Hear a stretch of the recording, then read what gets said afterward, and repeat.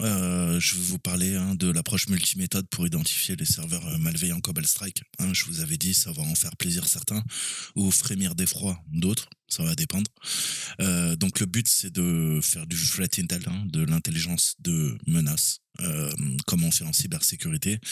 Le but, c'est de comprendre les changements apportés au serveur Cobalt Strike dans la nature, à la suite de l'identification physique de plusieurs méthodes de détection des serveurs Cobalt Strike. À force de se faire pirater, le papa, de Cobalt Strike a donné quelques petites techniques quand même qu'il avait injecté dans son programme, le principe du watermarking. Je vous redirige vers la page Wikipédia si vous ne savez pas ce que c'est.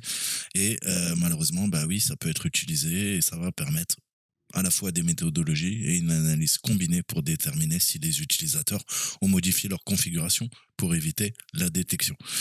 Donc déjà, on va développer, mais il y a un certificat, il y a des certificats comme dans n'importe quel C2.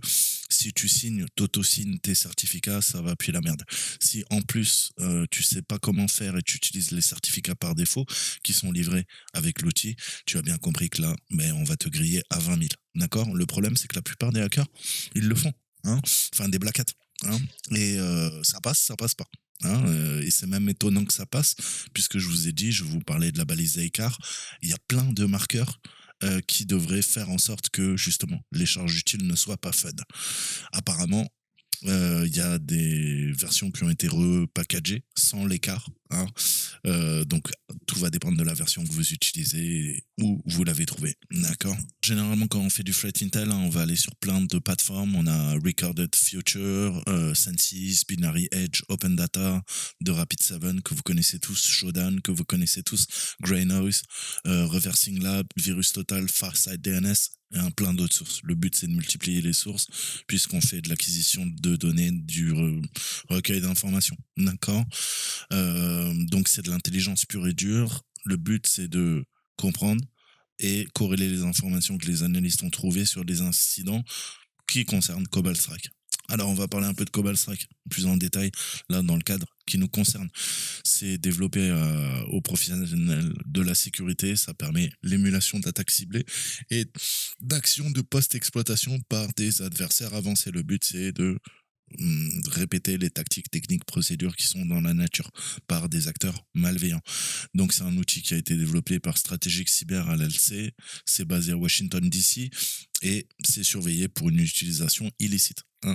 Naturellement, et c'est soumis à des contrôles à l'exportation, puisque je vous ai dit qu'on ne rigole pas avec ça, en tout cas aux États-Unis, c'est considéré comme des armes, d'accord.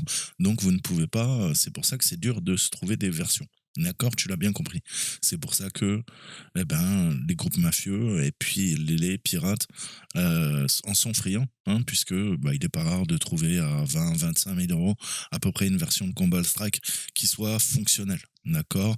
Et si vous avez des versions gratuites sur les forums, posez-vous la question qui vous l'a donné et si on n'a pas installé une porte dérobée. Je vous laisse réfléchir.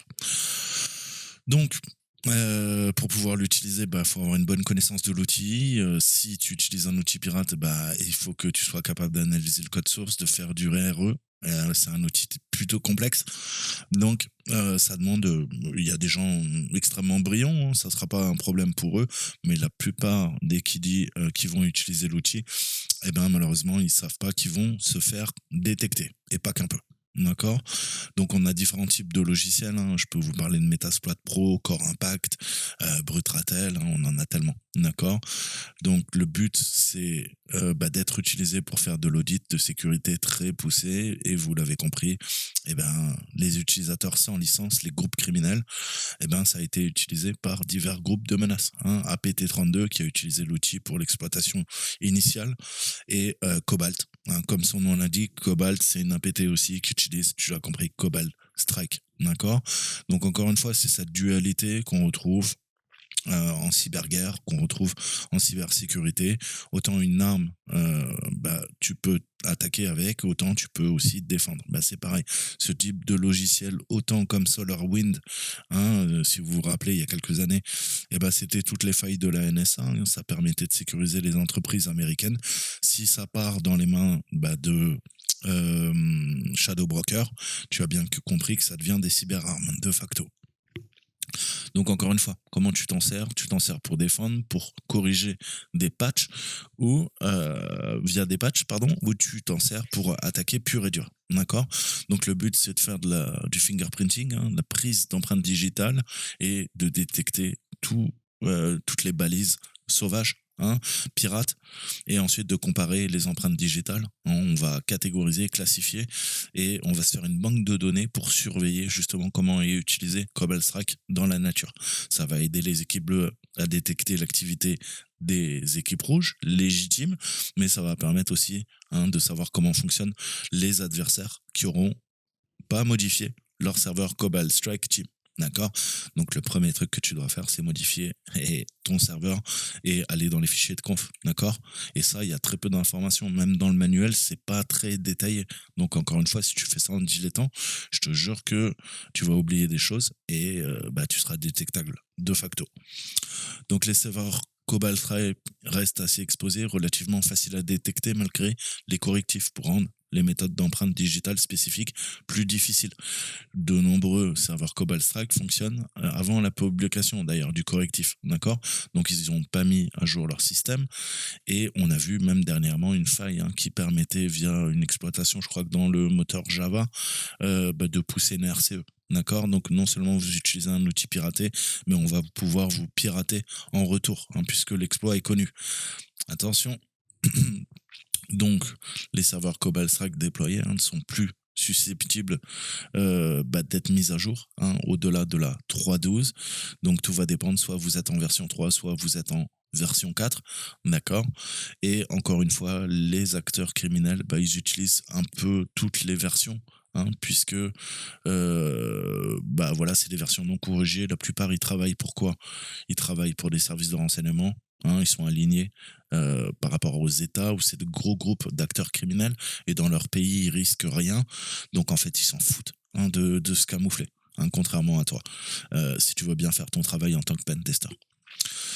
Donc il y a plein de serveurs, hein. J'ai trouvé des serveurs en Chine et c'est des serveurs qu'on peut pirater en retour. Hein, j'adore faire ça. Non, je plaisante. Je suis quelqu'un de bien. Je fais jamais ça. Donc la détection des serveurs Cobalt Strike peut aider les défenseurs à créer des alertes dans leur réseau d'entreprise, fournissant une mesure proactive pour devancer les équipes rouges, leur opération criminelle et les adversaires qui sont parrainés par un État-nation.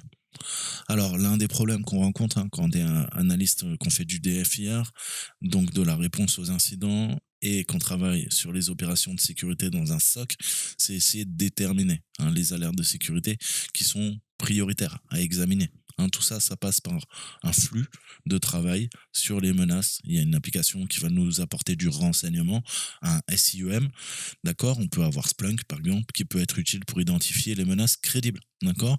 Donc, le but, c'est de contextualiser, apporter plus d'informations, enrichir l'information pour ensuite prendre les mesures proactives. Imaginons qu'on a quoi? Une adresse IP 89 105 198 28 qui a été contactée par l'un de vos points de terminaison. D'accord? L'EDR a enregistré ça. Qu'est-ce qui va se passer? Eh ben, tu pourrais quoi?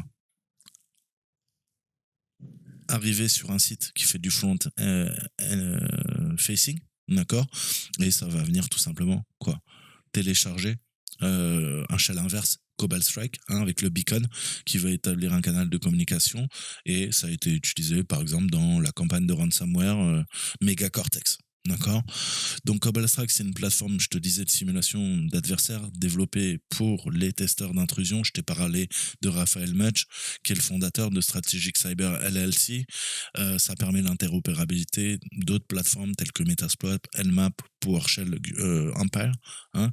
Il peut être exécuté à l'aide d'Armitage, une interface graphique développée par Mudge, hein, initialement pour Metasploit. Armitage et Cobalt Strike sont conçus autour d'un serveur d'équipe, le Team Server dont je t'ai parlé, qui permet le partage d'informations et la capacité de diriger et d'exécuter des actions bien coordonnées. C'est ce qu'on appelle le C2, le Command and Control.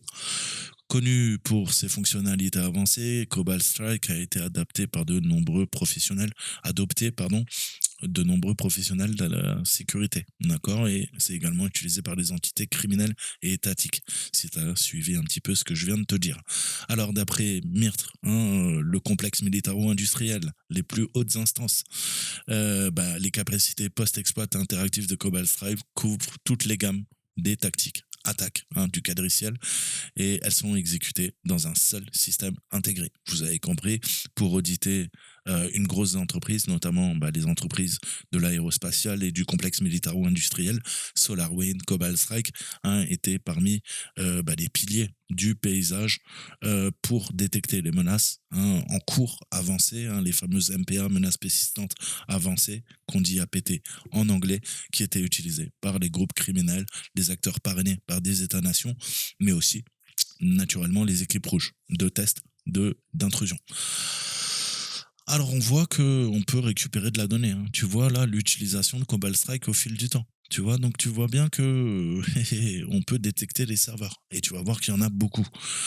Alors, je vous disais 3500 balles la licence avec des renouvellements annuels. Donc encore une fois, très utilisé, sécurité légitime, garder le logiciel hors de portée d'acteurs malveillants, c'est le but. C'est pour ça qu'on contrôle les exportations. C'est comme les exportations d'armes d'ailleurs. C'est pour ça qu'on parle de cyberarmes. Donc, ça rend en principe difficile pour les criminels et les entités en dehors des États-Unis de l'acquérir. Malheureusement, vous le savez, on a eu des versions sous licence ou de démos qui ont fuité et qui permettent quand même d'échapper à la détection si on sait un petit peu comment gérer nos malleable profiles, C2. Donc les versions piratées du logiciel ne reçoivent pas de mise à jour et de correctifs officiels. Donc déjà, toutes les versions piratées, c'est les versions qui sont pas à jour. C'est aussi simple que ça. Premier marqueur. Pas besoin d'avoir fait Polytechnique. Ensuite, les licences des logiciels ont été strictement contrôlées. D'accord. Donc c'est pareil, le numéro de série que vous utilisez dans votre serveur Cobalt Strike, votre team server, il va être fingerprinté. On va fingerprinter les beacons, d'accord, les balises ICAR. On va, je vais vous en parler, détecter vos certificats numériques qui ont été auto-signés ou qui sont signés par Cobalt Strike. Donc si ils sont signés par Cobalt Strike, va voir les certificats numériques, tu vas avoir un numéro de série qui est codé en dur dedans. Voilà, je te laisse réfléchir. Si tu comprends un petit peu ce que je suis en train de t'expliquer. Donc c'est chaud. Encore une fois, il y a des groupes de hackers qui se sont fait péter à cause de ça. Tout simplement par méconnaissance, encore une fois, du fonctionnement de l'outil. Mais ça, c'est ce que je vous disais dans les précédentes vidéos. Mais bon, comme vous regardez ma chaîne et que vous êtes des gens intéressés par la cybersécurité, ça devrait pas vous arriver. Donc, naturellement, on a eu des versions piratées, parfois qui ont ajouté même leurs propres portes dérobées ou qui ont ajouté des portes dérobées pour pirater les utilisateurs qui téléchargeaient ces versions. C'est très souvent le cas. Donc encore une fois, Red Forum, vous le savez, mais on a eu une version de la 3.13, la 3.5, la 3.6, la 3.7, jusqu'en avril 2019, et puis après on s'est rendu compte qu'il y avait certaines fonctionnalités et des parties du logiciel qui auraient dû être supprimées, et telles que l'ICAR qui restait. Donc encore une fois, si tu as l'ICAR, si tu peux pas désactiver la balise ICAR, t'es flagué. Donc tu peux utiliser l'outil, sauf que dans les SIEM, même si tu arrives à pirater la machine, tu vas laisser des traces, donc ça va laisser un temps très court à ton adversaire pour patcher les failles que tu es en train d'exploiter. D'accord. C'est un système de défense pour que justement les cyberjoujous ne se retrouvent pas dans la nature. D'accord. On a des kill switch parfois, on peut détruire même le logiciel à distance. Ça, c'est plutôt dans le monde militaire. Alors, on a des versions légitimes et il y en a qui sont très précieuses. Je vous ai dit, vous la trouvez gratuitement et vous allez vous faire backdoorer votre ordinateur sur Red Forum ou Bridge Forum, et ça change de nom de domaine tous les 3 mois. Comment je sais ça? Parce que vous le savez, j'ai un filtre, les forums de hackers, je veux savoir comment ils fonctionnent, comment les groupes se structurent, et je vais nouer des contacts, je vais voir ceux qui font du carding, je vais voir, bref, je m'intéresse à tous les gens, je fais du renseignement, ça m'intéresse, et j'en apprends un peu plus, ça améliore mes techniques, moi, en tant que white hat, et je fréquente des black hats et comme ça, pareil, je me tiens au chaud et je continue à perfectionner mes techniques d'intelligence et de renseignement et d'ingénierie sociale, d'accord? Puisque je vais devoir me faire passer pour un black hat, donc il faut avoir le jargon, il faut avoir de parfaites connaissances, d'accord? Quand vous évoluez sur le darknet ou quand vous faites du SOCMIT, du WebInt, etc., etc., etc. D'accord. Donc encore une fois, 25 000 dollars. J'ai vu des versions achetées, notamment aux États-Unis. Euh, donc voilà, ça coûte extrêmement cher, même sur le marché noir, pour avoir quelque chose de fonctionnel sans les balises.